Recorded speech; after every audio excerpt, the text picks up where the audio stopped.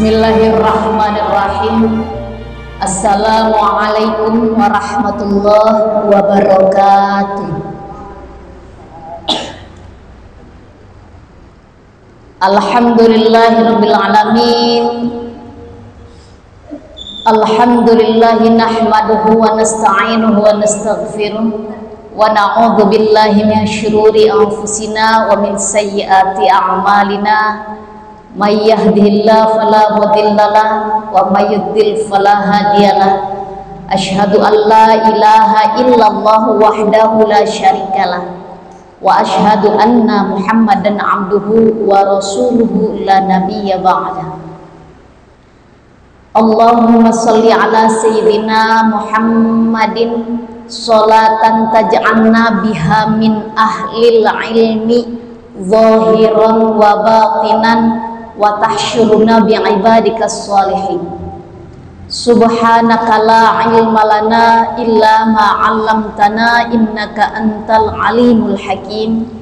Rabbi shrah li sadri wa yassir li amri wahlul 'uqdatam min lisani yafqahu qawli. Amma ba'd. Puji syukur kehadirat Allah Subhanahu wa taala, bahwa alhamdulillah pagi hari ini Allah masih senantiasa memberikan kita seluruh karunia-Nya, rahmat-Nya, kasih sayang-Nya, sehingga kita dapat duduk berkumpul di taklim Masjid At-Taqwa hari Ahad pagi. Insya Allah semuanya ada dalam keadaan sehat walafiat. Semoga tidak kurang suatu apapun ya Bu, terutama enggak kurang isi kantongnya. Alhamdulillah masih tebel. Ini baru tanggal berapa ya? Pertengahan ya. Kalau udah pertengahan begini berarti bagaimana tuh? Udah tinggal separuh.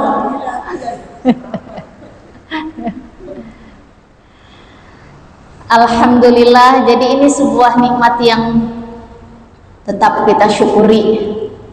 Sehat gitu kan Bu. Kalau yang bangun-bangun tiba-tiba nyut-nyut palanya, giginya cenut-cenut, pinggangnya ngebet, yang kolesterolnya, yang darahnya, apa semuanya berasa. Nah, kalau pagi-pagi kita dibangunkan oleh Allah Subhanahu wa taala, Bu kalau bangun tidur baca doa enggak? Baca ya Bu ya. Kamu Lilis diam. Nah, suka lupa. Kalau lagi inget baca ya Bu. Kalau lagi inget baca.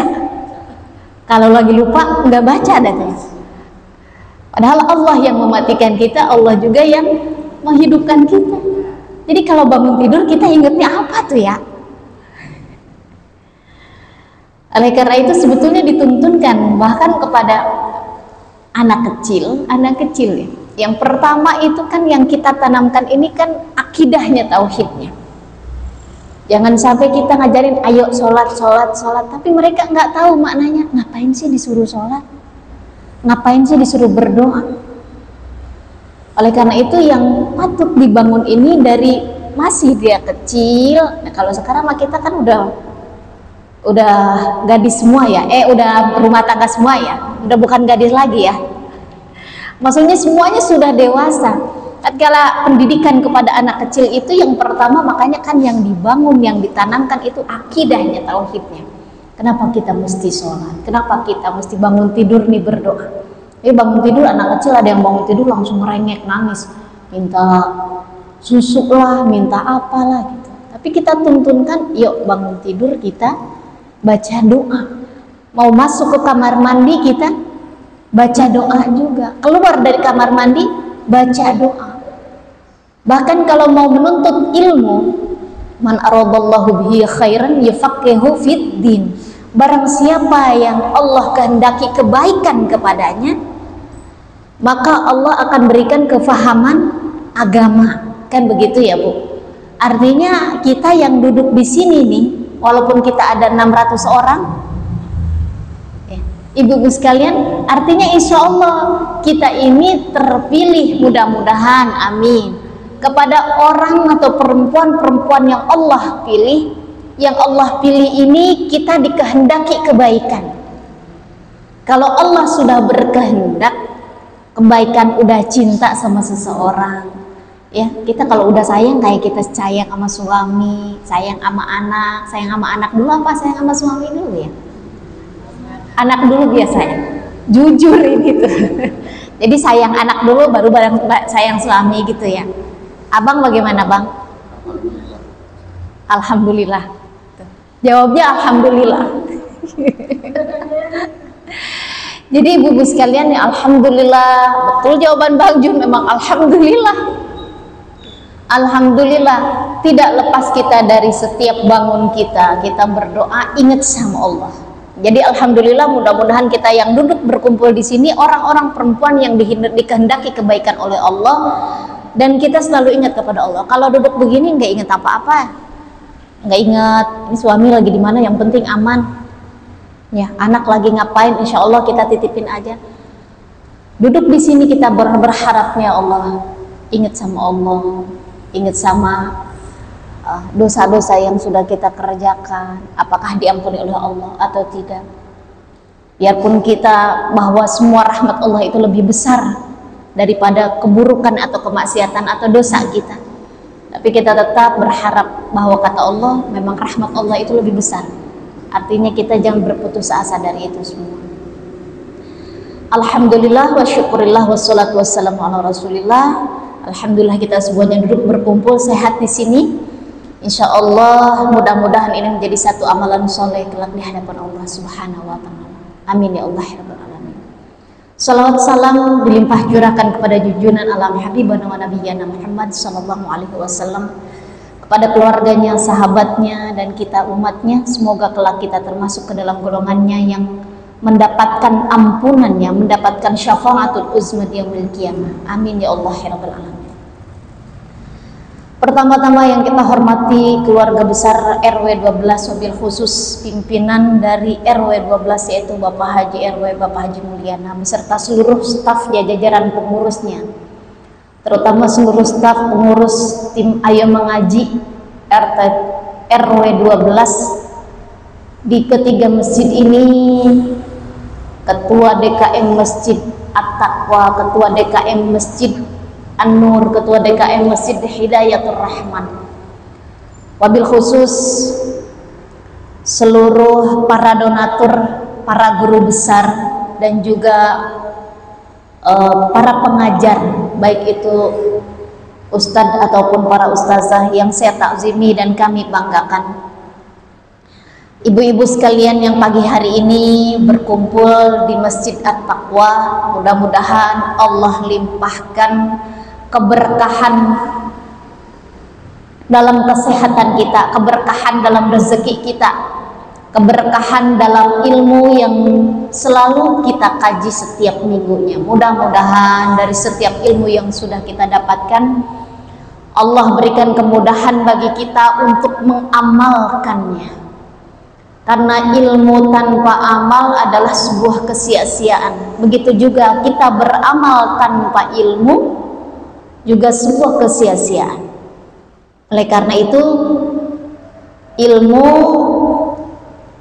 diiringi dengan amal, dan amal adalah buah dari ilmu. Demikian barangkali ya. Jadi ilmu harus disertai dengan amal.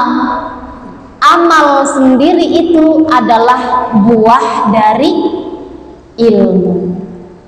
Baik ibu-ibu sekalian yang dirahmati Allah, jamaah semuanya, Bang Jun, juga tim dari Ayo Mengaji, baik yang hari ini bertugas di At-Taqwa dan juga di Masjid An-Nur.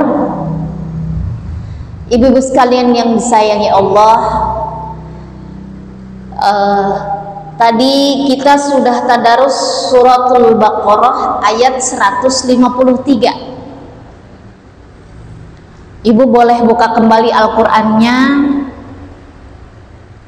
Insya Allah kita akan sedikit mengawali kajian pagi ini.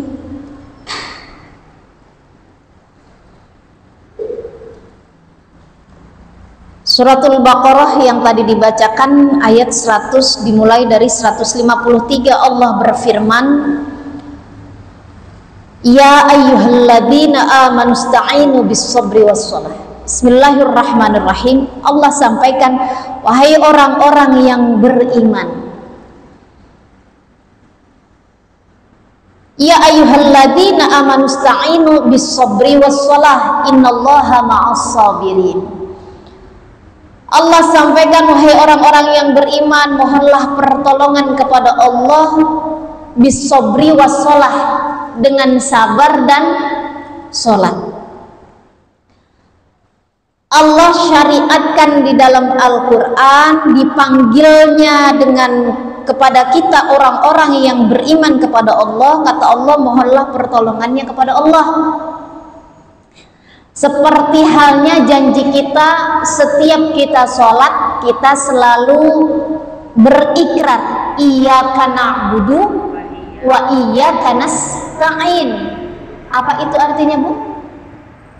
Iyyaka na'budu, hanya kepada Engkaulah kami menyembah, wa iyyaka nasta'in, dan hanya kepada Engkau ya Allah kami mohon pertolongan. Jadi kita nyembah dulu, kita mengabdi dulu, kita menghambakan diri dulu kepada Allah.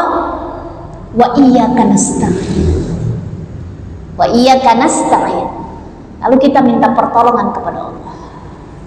Contohnya begini, Bu. Ibu, kalau kita mau minta pertolongan, kita mau minta tolong nih sama orang yang gak kita kenal, kira-kira kita dikasih pertolongan apa enggak? Ibu ngetok pintu rumah orang, kita kenal juga enggak? Rumah siapa? Tiba-tiba kita ngetok pintu, apalagi kita minta tolong. Kalau orang yang namanya minta tolong itu berarti kan ada kebutuhannya ya. Minta tolong, kira-kira tuh Bu, kalau assalamualaikum ada yang datang ke rumah kita nggak kenal siapa, tolongin saya dong, kamu pinjam duit 1 juta. Nah pasti ibu awalnya, ya Allah, nah ini siapa? Saudara bukan, temen bukan, kenal juga kagak. Kalau kata orang kayu ringin begitu. Lah ini berani-beranian, mana mintanya juga banyak, minjemnya juga banyak. Kira-kira ibu mau ngasih apa enggak? Walaupun misalnya ibu punya nih uangnya, coba kira-kira enggak kan?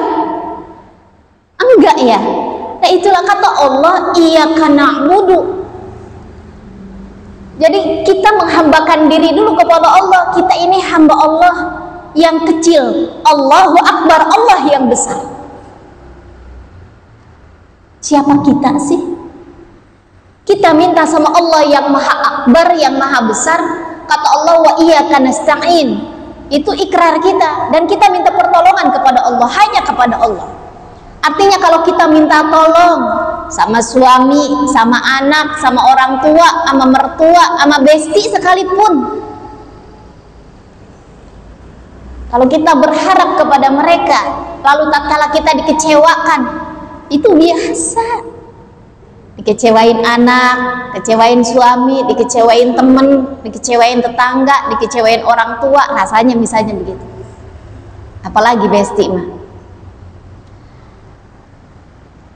Tiada lagi harapan yang paling mengecewakan selain kita tatkala kita tidak berharap, tatkala kita berharap kepada manusia.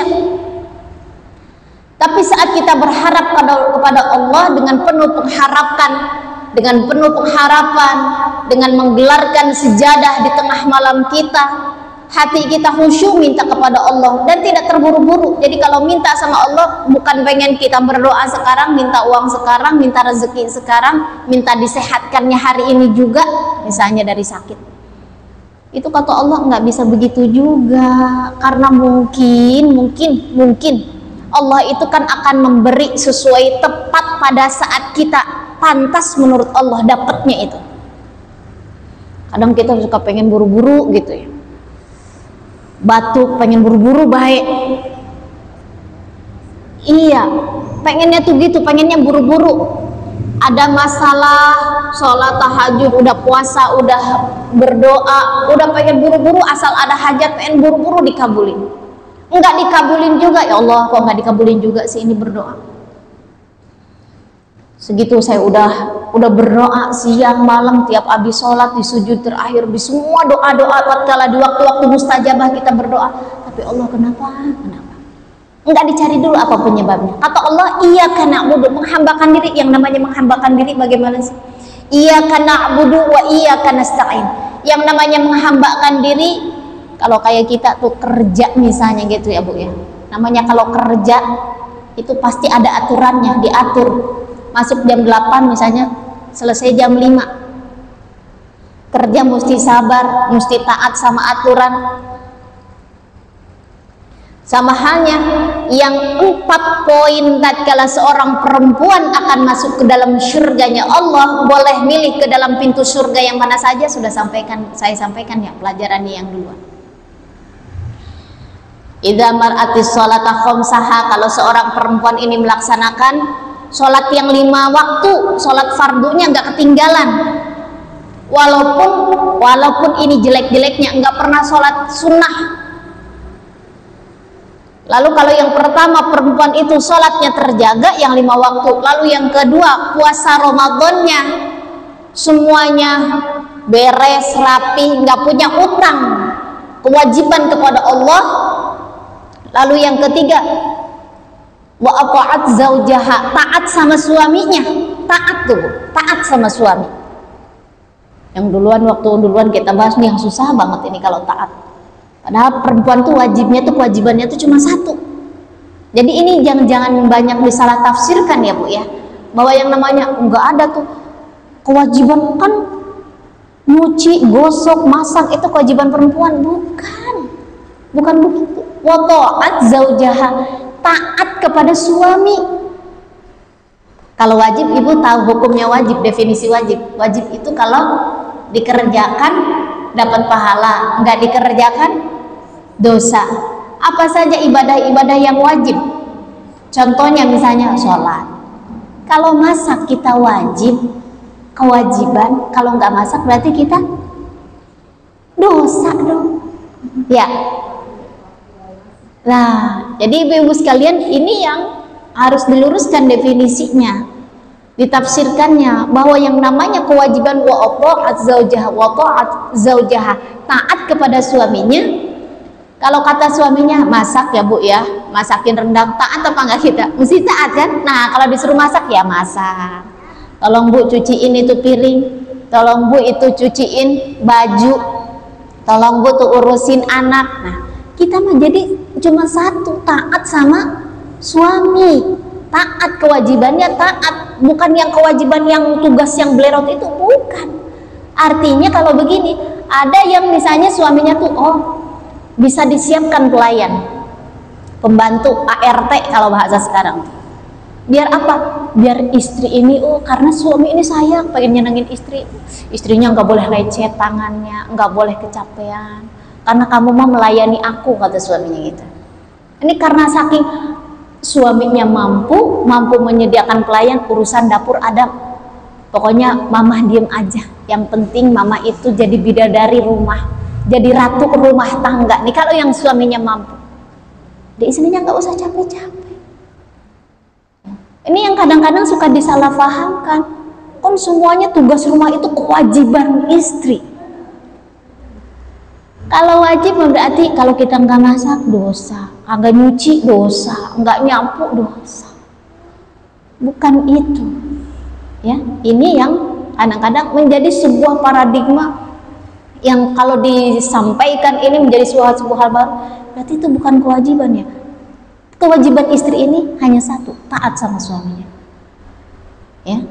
Jadi kalau suaminya minta bikinin empal, bikinin nasi uduk, ya kita taat. Nah, tapi bolehlah misalnya kalau sesekali misalnya begini, Bang, sekarang kan modelnya delivery, hari Ahad saya kan mau ngaji, libur ya masaknya ya. Nah, misalnya gitu. Ya, ntar pesen aja Bang ya, beli aja misalnya di situ nasi padang. Nggak boleh kita ngajuin begitu. nggak jadi dosa. Ntar kata suaminya begini, karena suaminya sayang, iya sekarang mah libur dah masaknya, ya, nggak apa-apa beli nasi pada aja. Nah, ibu-ibu sekalian, jadi ini yang namanya kewajiban seorang istri itu adalah taat kepada suaminya. Adapun tugas-tugas rumah tangga, nah kalau sekarang suaminya kerja, istrinya ngerjain pekerjaan rumah, yang dia kerjakan itu jika dengan penuh keikhlasan membantu pekerjaan yang ada di dalam rumah tangga, itu akan menjadi sebuah amal soleh untuk istri. Nah, kita kan yang namanya hidup pengen ngumpulin amal soleh ya Bu. Kita di rumah, kita taat sama suami, suaminya kerja, kelihatan itu awak kita Bu, kerjaan